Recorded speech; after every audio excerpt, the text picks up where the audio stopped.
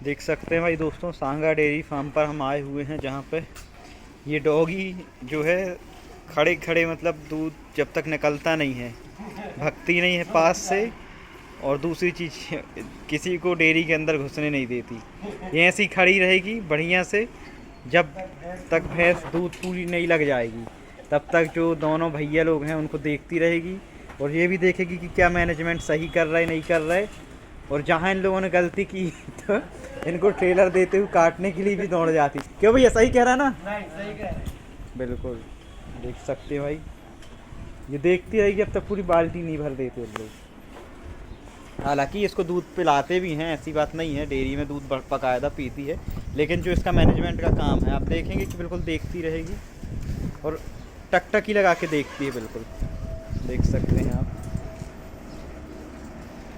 वाह बढ़िया बढ़िया डॉगी।